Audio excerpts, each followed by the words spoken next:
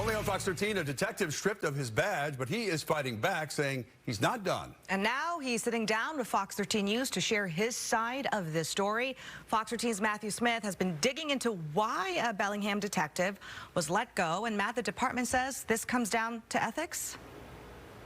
Ethics, and as they stated in an internal investigation, a misappropriation of funds. But after a lengthy investigation, McGinty's questioning who really misspent taxpayer money. They were all the arbor windows. This walk isn't an easy one for Detective Bo McGinty. Oh, it's a good house. He and his family recently packed up their home of 8 years. Leaving memories is tough. Leaving the home he raised his kids in is tougher, especially given what led to the move. This is ridiculous. This is not a terminatable offense. This termination letter was hand-delivered on August 18th by McGinty's boss, Bellingham Police Chief Rebecca Mertzig. It was the end of a 3-month roller coaster that put McGinty, his wife, and 3 kids through the ringer. I don't understand it, and I don't try. I feel like somebody's driving this train, and I don't know who. You see, all of this comes down to dry cleaning. Yes, dry cleaning. 15 years of service in law enforcement, 8 here locally, wiped out. All of it over how McGinty tried to get extra dry cleaning using a colleague's allotment by using their name in addition to his own, allowing him to double up the amount of shirts and pants he could get clean for his job at Bellingham PD. In May, the department flagged McGinty's spending. So both detectives received an email reminding them the city will arrange and pay for 1 uniform per week, part of a union contract. McGinty responding immediately, saying, "Justin has zero blame. This one is all me." In fact, he thought this was such a small deal, he requested additional budget for dry cleaning in the same email chain. I never hid anything. I was never dishonest. But higher up the food chain at Bellingham PD, someone saw it differently.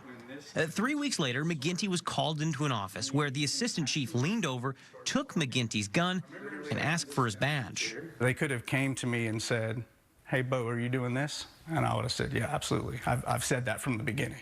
Absolutely, I'm doing that." "Oh, great. Stop." "Okay." There's a 3-minute conversation. Bo tells me that conversation never came. Instead, an internal affairs investigation looked into McGinty for misuse of public funds and theft. Who'd you piss off? Who's got it out for you?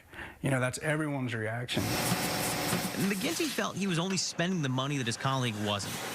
Investigators saw how 17 months of dry cleaning added up to an extra $750.98, a number determined over an 8-week-long investigation, while McGinty sat at home on administrative leave, never denying what happened, while also drawing more than $20,000 in salary. I did not think it would constitute a 3-month-long investigation, you know, spending that much money for the city. The chief wouldn't talk to us on camera, but through a spokesperson, she defended both the firing and the investigation. I understand that you're saying it's about dry cleaning. It's not. It's about an ethical, it involved an ethical decision-making process that was not up to the standard of what our department holds itself to. I would love to have my job back for the reason of showing my children this wasn't right. They were wrong. This was too much. It's a good time to show them who I am. He says he'll do that fighting to get his badge back through arbitration.